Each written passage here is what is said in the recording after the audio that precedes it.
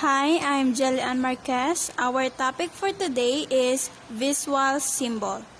What is visual symbol? So, here is the definition or meaning of visual symbol.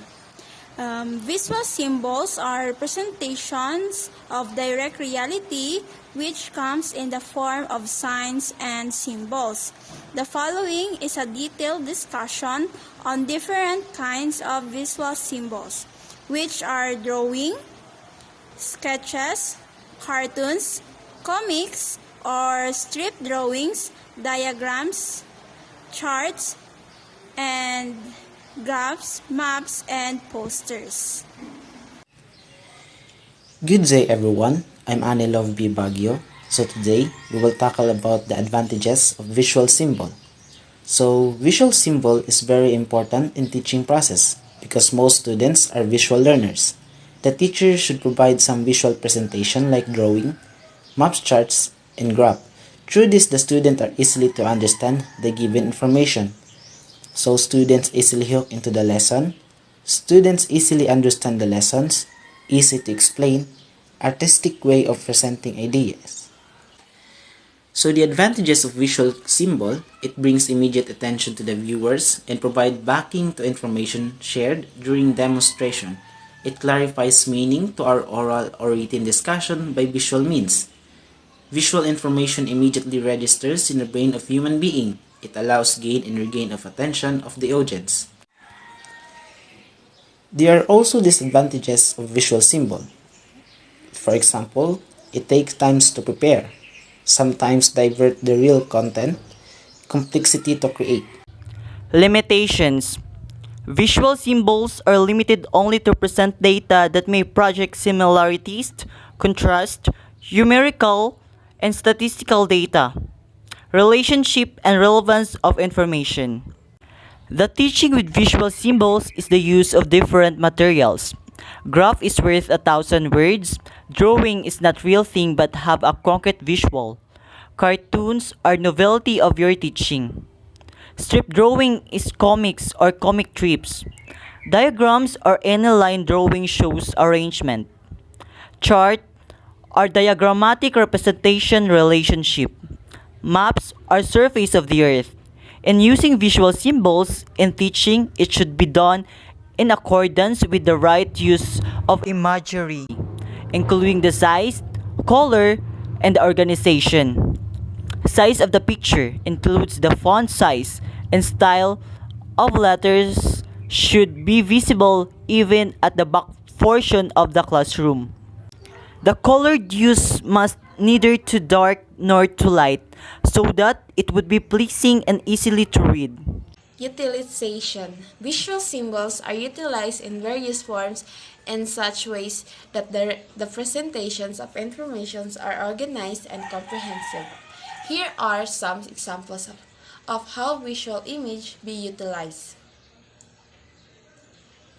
When you utilize something, you use it whether it is a tool, like when you utilize a pen to write something down, or a skill or talent like the speed you utilize when you run a race. Next is cartoons. Cartoons tell story metaphorically through pictures, which need no captions.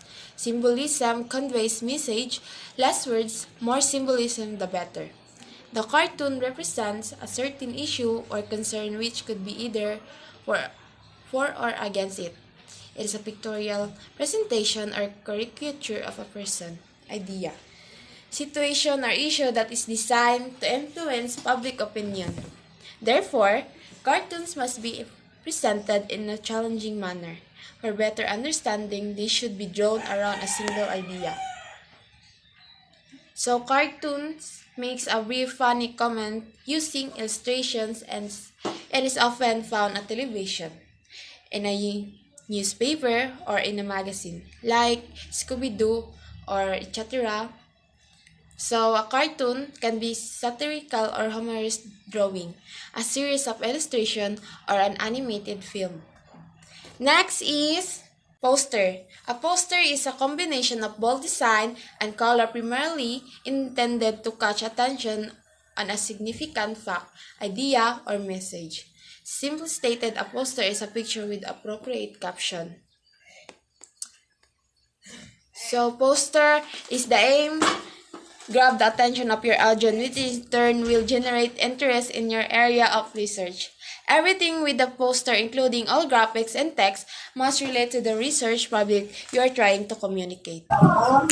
Diagram are simplified drawing designed to show interrelationship primarily by means of lines and symbols. They are used to explain rather than to represent. It is a drawing that shows arrangement and relationship as a part of whole.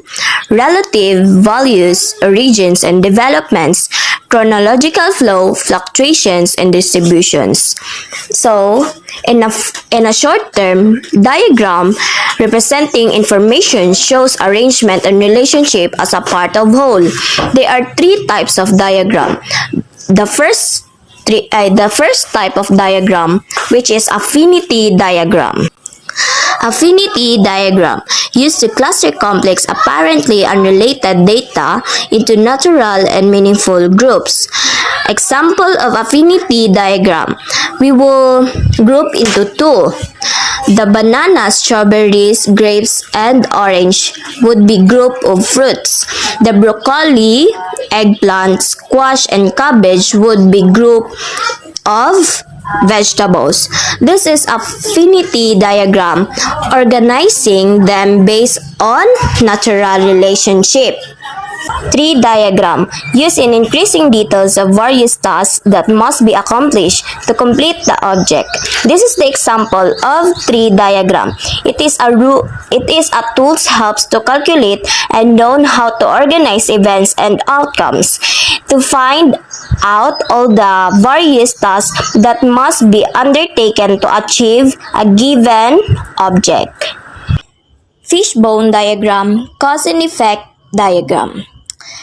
Fishbone diagram is a modern quality management tool that explains the cause and effect relationship for any quality issues.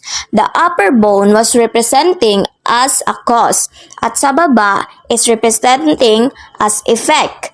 That is a fishbone diagram, the cause and effect diagram.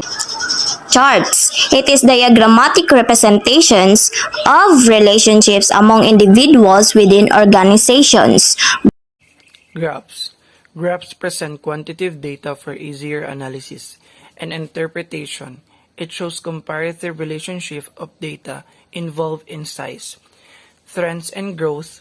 Graphs are best used in developing and summarizing a unit.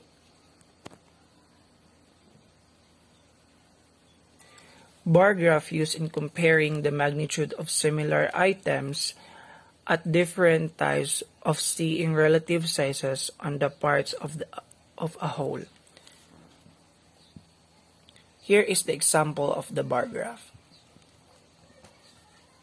The sample represents the nicest fruit, a number of person versus a fruit. We can see on the side a range. Number of person at the bottom is the fruit. We can see there are 35 people chooses apple as a nicest fruit. 30 people chooses orange as nicest fruit, and so on.